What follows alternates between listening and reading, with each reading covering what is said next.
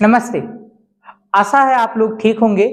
चलिए हम आज आपके सामने लेके आए हैं नई वीडियो जिसमें हम सीखने वाले हैं HTML।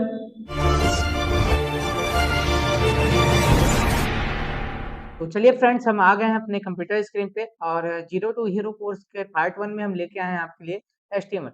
HTML क्या होता है इसके बारे में देखेंगे। चलिए तो हम सबसे पहले हम देख लेते हैं क्या-क्या पॉइंट कवर कर। What is HTML? फिर सेकंड पॉइंट हमारे पास होने वाला है जो कि हिस्ट्री ऑफ HTML। फिर थर्ड पॉइंट होने वाला हमारे पास features of HTML। Fourth point की बात करते हैं तो इसमें वर्जन्स ऑफ HTML पढ़ने वाले हैं और फिफ्थ पॉइंट की बात करते हैं तो HTML और HTML5 के डिफरेंस में हम इसमें देखेंगे। फिर 6 पॉइंट की बात हम करते हैं तो इसमें हम देखेंगे रिक्वायरमेंट्स ऑफ HTML। तो चलिए हम आगे देखते हैं कि व्हाट इज HTML क्या होता है। तो इसमें हम पहला पॉइंट देखने वाले हैं HTML stand for hypertext markup language. फिर सेकंड पॉइंट हम लोग देखने वाले हैं इसमें कि it is an interpreted language used to define the structure of web pages. तो इसका क्या मतलब होता है, इंटरप्रेटेड क्या होता है, इंटरप्रेटेड लैंग्वेज क्या होता है, इंटरप्रेटर क्या होता है, वो देख लेते हैं। जब भी हम अपने कोड को लिखते हैं तो वो लाइन बाय लाइन चेक करता है या एग्जीक्यूट करता है यूजिंग इंटरप्रेटर। इसलिए आसानी होता है कि हम अपने कोड को डिबग कर सकते हैं कि कहीं एरर तो नहीं। यूज करता है इंटरप्रेटर, ओके। और ये क्या करता है, ये स्ट्रक्चर क्रिएट करता है वेब पेज का। फिर थर्ड पॉइंट की बात अगर हम करते हैं तो थर्ड पॉइंट में HTML is the primarily used to structure and design static web page. अब इसमें स्ट्रक्चर क्रिएट के साथ में क्या करता है, ये स्टैटिक वेब पेज को क्रिएट करता है। फिर फोर्थ पॉइंट की बात करते हैं। फोर्थ पॉइंट में हमारे पास आ जाता है इट्स एक्सटेंशन इज .html और .htm। तो अगर हम HTML फाइल को अगर सेव करते हैं तो उसमें .html या .htm नाम से हम उसका एक्सटेंशन देते हैं, जिससे हमारी वो फाइल कैसी कहलाती है, HTML फाइल कहलाती है। फिर फिफ्थ पॉइंट की बात अगर करते हैं तो इसमें हम लोग responsive and accessible with modern features. इसका क्या मतलब होता है कि जो हमारा HTML5 आया है उसमें हम लोग रिस्पॉन्सिव वेब पेज बनाने के लिए टैग का यूज करते हैं जिसका नेम है मेटा टैग। और ये क्या करता है, जिससे ये हमारे वेब पेज को मॉडर्न बनाता है। मॉडर्न का मतलब कि हम इसको किसी भी डिवाइस पे यूज कर सकते हैं, लाइक दैट मोबाइल या टैब या लैपटॉप, किसी भी डिवाइस पे एक वेबसाइट बना के हम यूज कर सकते हैं। फिर 6 पॉइंट की बात करते हैं। 6 पॉइंट हमारे पास है use semantic element to provide better readability, accessibility and SEO benefits. तो इसका क्या मतलब होता है, सेमेंटिक एलिमेंट हमारे पास कई सारे हैं। जैसे सेमेंटिक एलिमेंट की बात अगर हम करते हैं, सेमेंटिक एलिमेंट में हमारे पास हेडर टैग आता है, फुटर टैग आता है, फुटर टैग आता है और हमारे पास मेन टैग आता है, मेन टैग। फिर उसके बाद में हमारे पास नैप टैग आता है जिसका यूज करके हम लोग अपने वेब पेज को क्रिएट करते हैं। और सारे हैं, असाइड टैग है, आर्टिकल टैग है जिसका यूज करके हम लोग अपने वेब पेज को क्रिएट करते हैं।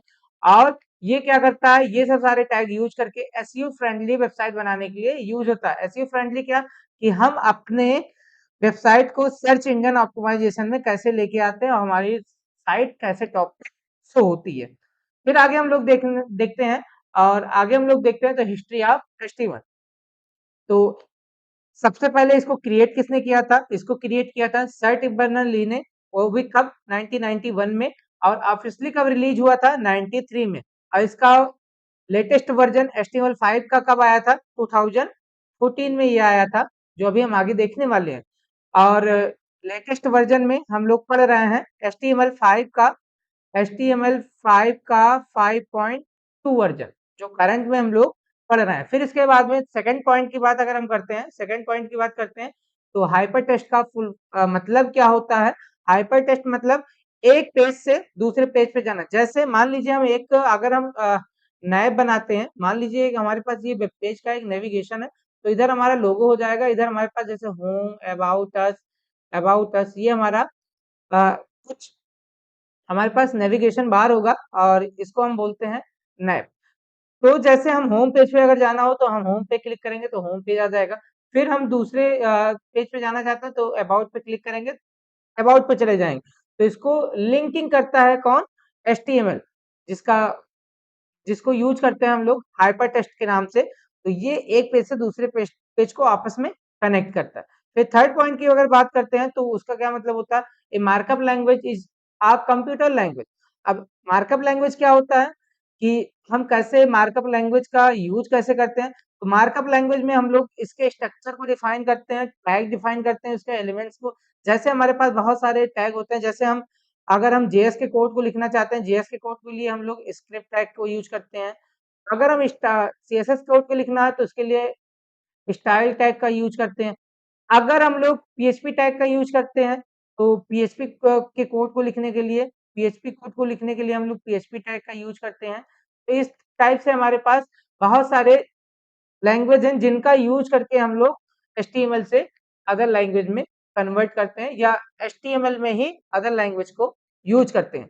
फिर फोर्थ पॉइंट है, तो इसको लेटेस्ट वर्जन पे काम कौन कर रहा है, इसके लेटेस्ट वर्जन पे W3C, और उसी में कोलैबोरेट हुआ है what W G. What W G का मतलब होता है कि हम लोग एप्लीकेशन टेक्नोलॉजी वर्किंग ग्रुप इसमें कोलैबोरेट हुआ है W world wide web consortium के अंदर, जिससे हमारा लेटेस्ट वर्जन प्रोवाइड करता है ये W3C।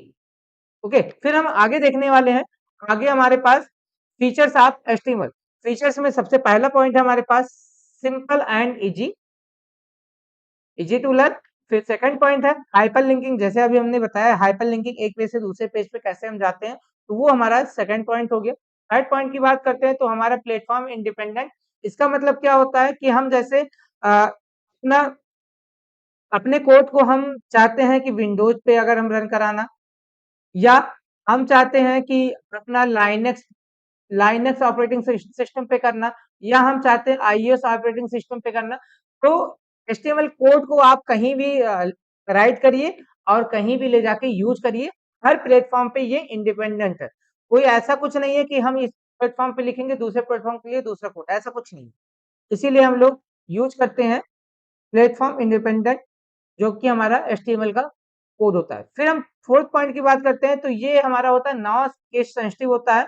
नॉट केस सेंसिटिव का मतलब क्या होता है कि अगर हम टैग की बात करते हैं, टैग हम लोग कुछ ऐसे भी राइट करते हैं, या हम ऐसे भी अगर हम राइट करते हैं तब भी कोई दिक्कत नहीं है। दोनों अलग अलग टैग नहीं है, दोनों सेम टैग होते हैं। बट अदर लैंग्वेज में अगर बात करते हैं केस सेंसिटिव का, तो वहां पे क्या होता है, अगर स्मॉल लेटर लिखते हैं तो अलग हो जाता है, और कैपिटल लेटर लिखते हो तो अलग का कॉन्सेप्ट उसमें होता है, या टेक्स्ट अलग का कॉन्सेप्ट होता है, ऐसा कुछ होता है। फिर आगे बढ़ते हैं, हम पांचवें पॉइंट में हम बढ़ते हैं तो एसईओ फ्रेंडली। अब एसईओ फ्रेंडली अभी हमने बताया था सिमेंटिक एलिमेंट्स यूज करते हैं इसमें। सिमेंटिक एलिमेंट्स यूज करते हैं जैसे आपको हेडर फुटर ये सब यूज करके, या हम प्रॉपर जब भी अपना टैग यूज करेंगे प्रॉपर उसके एट्रीब्यूट को यूज करेंगे, जिससे हमको एसईओ फ्रेंडली वेबसाइट बनाने में हेल्प हो। फिर आगे हम बात करते हैं सिक्स पॉइंट की, तो इसमें मल्टीमीडिया सपोर्ट करता है। इसके लिए हमारे पास वीडियो टैग, आइडियो टैग, आई फ्रेम टैग ये सब यूज हो रहा है, जो HTML5 में आया है। लेटेस्ट की बात करते हैं। फिर इसके बाद में सेवंथ पॉइंट की बात करते हैं सिमेंटिक एलिमेंट। अभी हमने देखा सिमेंटिक एलिमेंट्स, हेडर फुटर ये सारी चीजें हमारे पास क्या है, सिमेंटिक एलिमेंट। और 8 पॉइंट की बात करते हैं तो फ्लेक्सिबल एंड एक्सटेंसिबल, मतलब कि हम इसको इजी एक्सेस करते हैं, सीएसएस में इनबिल्ट करते हैं, जावास्क्रिप्ट में इनबिल्ट करते हैं, पाइथन में इनबिल्ट करते हैं, जावा में इनबिल्ट करते हैं, डॉट नेट में इनबिल्ट करते हैं यूजिंग HTML। फिर आगे हम देखने वाले हैं कि वर्जन्स क्या-क्या हैं। तो वर्जन सबसे पहले अगर हम बात करते हैं HTML5, HTML 1.0 कब आया था? 1993 में। उसके बाद हमारे पास पूरी लिस्टिंग है। उसके बाद लेटेस्ट में कौन-सा आया था? लेटेस्ट में HTML5 2014 में आया था, और करंट में क्या चल रहा है? वो करंट में चल रहा है 5.2 2017 में आया था।